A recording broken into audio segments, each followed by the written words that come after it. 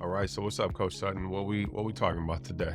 It's what everybody needs to get started in, and that's getting started to get started. And, life has a way of getting in the way. So let's get into that. Yeah, I know we both know a little bit about that. So let's kick it off. We were talking about and we were thinking about how life jumps in the way when it comes to investing or trading in the stock market. And sometimes even before you can start to trade, just even learning the industry, life gets in the way. But here's the thing, in life, or should I say in reality, life gets in the way of everything. It gets in the way. If you ever tried to go to school, you ever tried to lose weight, like, especially if you try to lose weight, if you ever tried to lose weight, guess what happens? You get invited to a bachelorette party where they drinking all night, or a bachelor party. So we go with alcohol, too many sugar, Mhm. carbs. If it's not that, you get invited to a work party, birthday party, something where it's gonna be cake. It's like, oh, we just booked the cruise or we booked the trip, or we just go eat on it. Like, something is never a good time to get started with almost anything. So anyway, let's unpack that. What are your thoughts? What do you got for us today? How we want to dive into this? Yeah. Well, one that really comes to mind is focus. There's so many good things that we could be learning and studying, and many of those good things become enemies of the best things. And as we get started, right, Hey, I'm going to there's break some out all there. the expressions. The worst enemy of the best is the good. Right.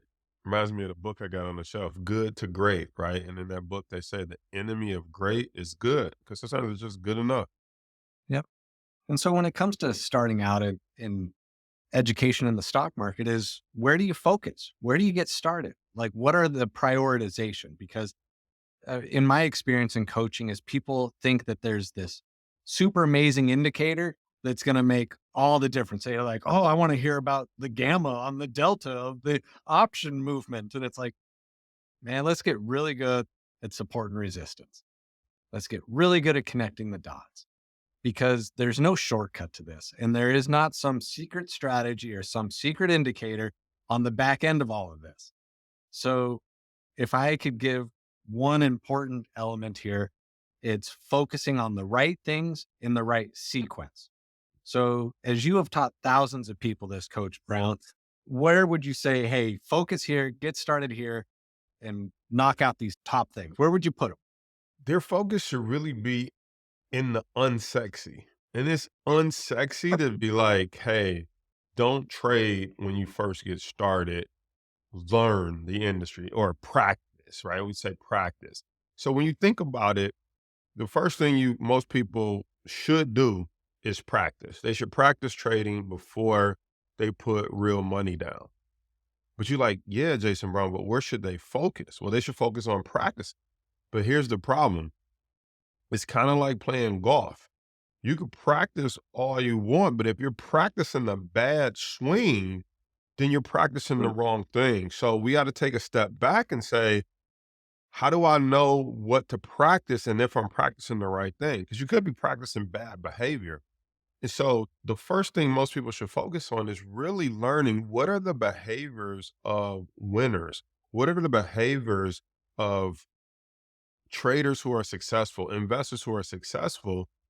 And that takes it another step further when I tell people that we're not really trying to make money.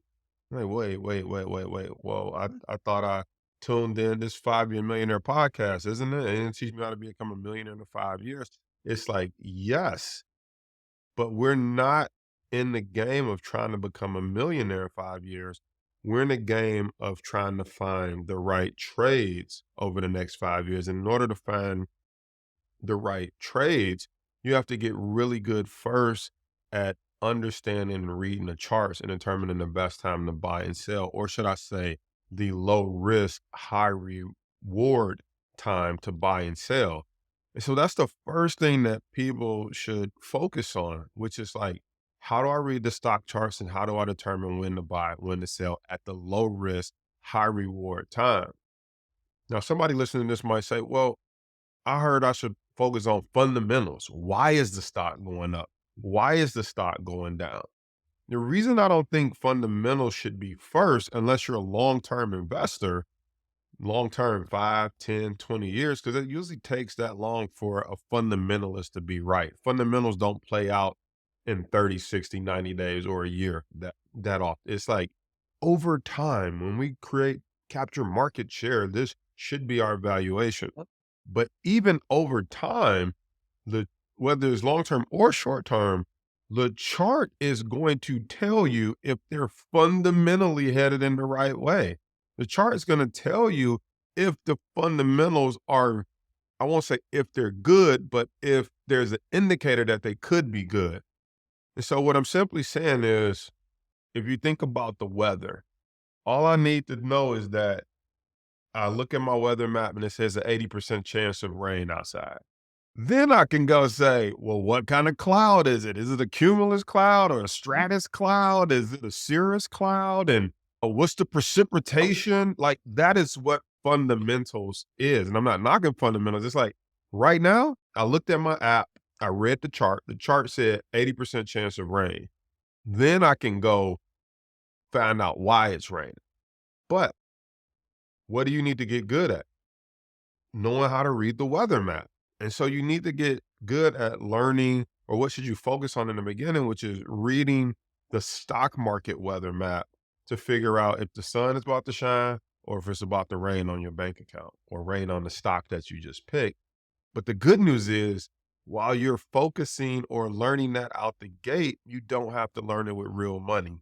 Or put a different way, you don't have to put on your $1,000 outfit and go outside and see if you're about to get wet, right? And see if the weather, you can stay in your home in a virtual account and practice, but you got to make sure you're practicing the right thing. So it's super important that the first thing people focus on is understanding how to read the stock chart, determine the best time to buy and sell for the low risk, high reward time. Then we can start digging into why is the stock going up or why is the stock going down. But first, just recognize it's going down. And let me say this, being from Detroit, listen, we had a saying, like if somebody starts shooting, we start running. We don't be like, who's shooting? Why they shooting? Who they shooting at? How long they gonna be shooting? Oh, that's messed up. It'd be like, wow. It's like, we out of here. Like we just start running. so, and so you just need to understand first when it's time to either not be in the market or not be in the market. Then you can go start asking questions and figuring out why. I love that, Jason. And one of the things that, recently watched the Super Bowl, right? And, I love all of the silly statistics that they throw out there. And they were calculating like how much these players made per minute, per game. And it was just a stupid amount of money. And what a lot of people forget is when they were playing Pop Warner ball, they weren't getting paid. When they're hitting the weight room, middle school, high school, all this time, they're not getting paid. They go to college, put in the work. They're not getting paid. Now, so, they're not getting paid. And then finally, and how many people washed out in that process? How many people, right, got injured, never made it? And so when people look at these squiggly lines going up and down on the screen, following some Reddit story about somebody just buying long calls on out of money, this and that, making a bunch of money. And there's a lot of work that goes in to being ready to take advantage of an opportunity. When you're getting started with this, the focus, as you said, it's the boring stuff. It's hitting the weight room, doing your stretches, doing your technicals. You said, let's get started with those basic things. So reading the charts really well. I heard that one in there. The other part that I'd love to hear your thoughts on is, you were talking about all the way life keeps getting in the way. And that's going to be true. Work's always going to be busy. There's a holiday every month. There's there's always a reason to not make it happen, but how do you make it happen? Right? That's what we're talking about here. Getting started. What are some activities that you've done? We're all still doing this, that you're doing and that you've recommended and helped the community get started and make the time. How do you do that? Yeah, life is always going to get in the way. And I think we have to understand that. I think back when I was in college, it's like there was always a hurdle, and people think it's only in the stock market. So I'll give you a quick example. The number one hurdle for most people to go to college is what? Money. Yeah. It's not time. They got time. They graduated high school. They free. Number one hurdle to getting into college is money. They're like, how am I afford this? No different than the stock market. We grow up, then we get working, we have kids, we get a house or some debt. And now it's like, oh, you should be investing. You should have your money work hard for you. Number one excuse, I don't have any money. I would get started, but I don't have any money. And so we forget that this is not a new problem. This was a problem you had ever since you was born. When you went to the store with your mother and she wouldn't buy you that candy. She like, no, I ain't buying it. You're like, I got a problem. I want that candy. I don't have no money. But back then, we would do what? We'd be like, I'm gonna go shovel some snow. I'm gonna go mow some lawns. And so we got creative to go get the money. As a kid, we would be willing to do side hustles. Somehow as an adult, it's like, I don't got no money to get in the stock market. I'd be like, go get a part-time job. I'm like, you telling me to invest in the stock market at the same time you tell me to go get a part-time job. It's like, yeah, because I know if you can make $500 or a couple $100, maybe like $300 working on the weekend, right? Friday night, Saturday, Sunday. If you could do that 4 weeks in a row, that's $1,200. And in 2 months, you'll have $2,400 to trade in the stock market. Oh, and by the way, if you do that for 4 months, you'll have a $5,000, almost a $5,000 trading account for 4 months. Notice Yeah. I said 4 months, not the rest of your life. Not, people think it's forever. But we lost that creativity and that hustle that we had as kids, where we would go shovel snow and we go do something creative to overcome that hurdle. Same thing. You need a car. You want to get into college. You don't have the money. What do? You're willing to take out student loans. Now, I'm not advocating going into debt to get into the stock market, but what I am saying is there's a difference between good debt and bad debt. And so you're telling me if you were going to open a McDonald's, if you were going to open some type of fast food chain, you typically would go apply for a loan from the bank. If you were going to buy a house, you typically go apply for a loan from the bank. If you were going to, like I said, go to college, you'd apply for a loan. Sure. And if you really deconstruct that, what are you doing? You are making an investment. You're saying, hey, I'm willing to go 50, $100,000 in debt because I believe this degree is going to pay off in making me marketable to get a job or whatever the case may be. You go to the bank, you get a loan, you say, I believe buying this house is an investment. Now, investment comes in different ways. It could be an investment of peace of mind. I got a roof over my head. I got a place to stay. I got kids. I got a family. But you made an investment or you bought it because you think the price is going to go up. But bottom line is you took out a loan because you wanted to make an investment. Sometimes in the stock market, it's like, well, then take out a loan then. If you can out earn the interest rate, why not take out a loan? Because you're just making an investment. The problem is it becomes risky. Why? People haven't been taught how to make smart investments. There you go. They haven't been taught how to make smart investments. They really haven't been taught how to pick a school, but they do that and go $50,000 in debt. They really haven't been taught how or why they should buy a house, but guess who they rely on? Their realtor. Now, isn't that something? They rely on someone who has a little bit more knowledge than them, who's in the market, who understands the landscape. Interesting.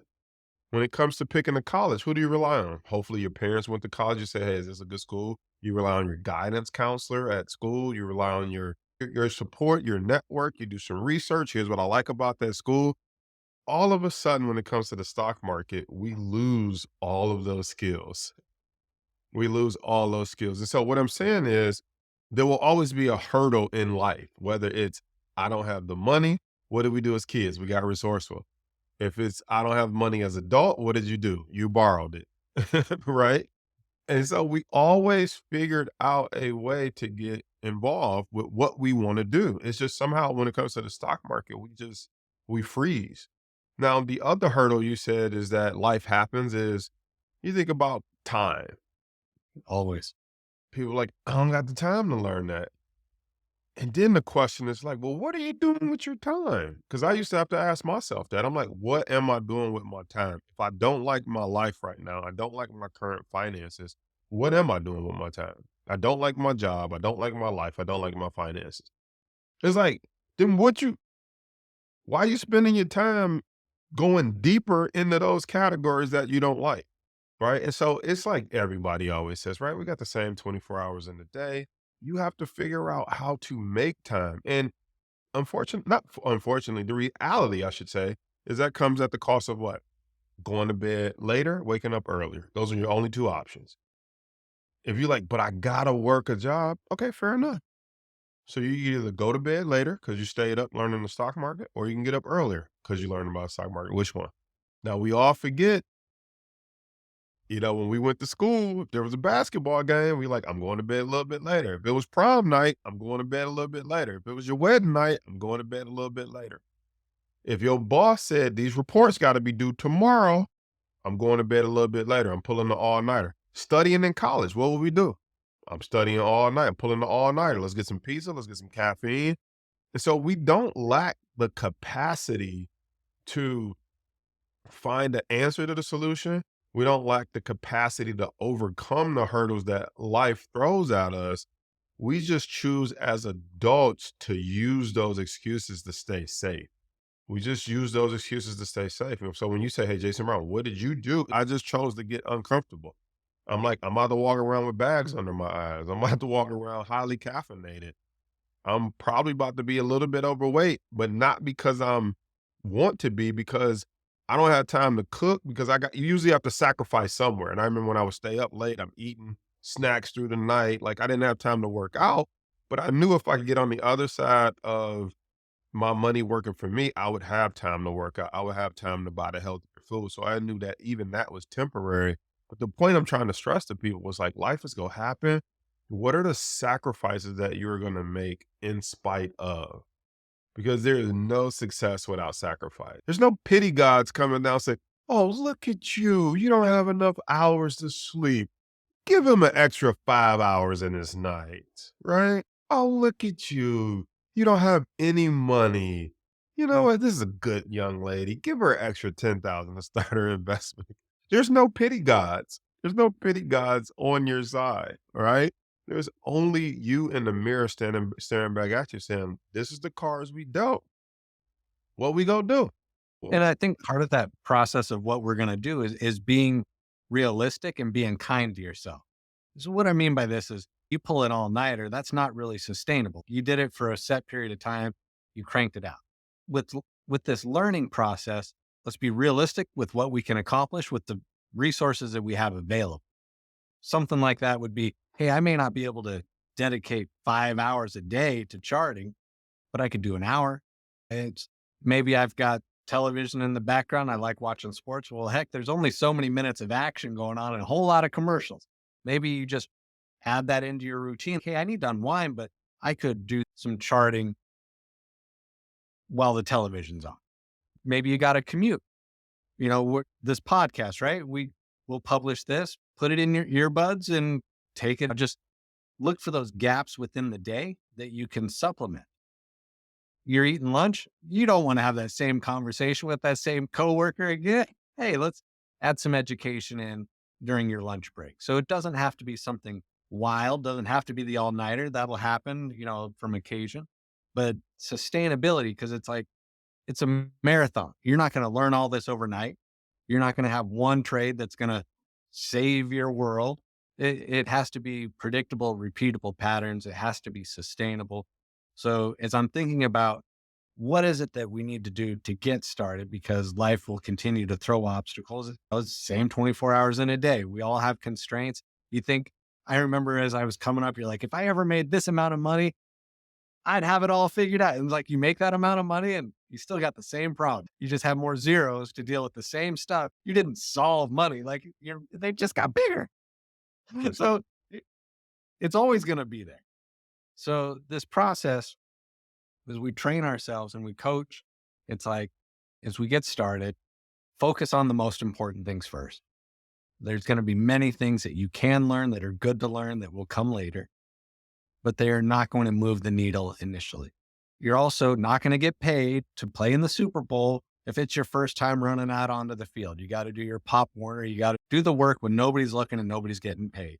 And that's something a lot of people don't want to hear when it comes to the stock market. You Don't I expect to think get that's paid a big part right. of why it's not sexy because it's delayed gratification. Yeah. But then you'll be able to do what most people can't do. It's like when the bell rings and it's time for the market to open, you know what the play is. You can read it and you have the literacy to take advantage of it. And that comes with doing the work. It comes with making the sacrifices, time boxing, setting aside some time incrementally. And when you fall off and you're like, oh my goodness, I haven't, that's all right. Be kind to yourself. Get up and do better today. Yeah, and that's key too, being kind to yourself because the point I was trying to make is that there is going to be a sacrifice. You're going to have to sacrifice something.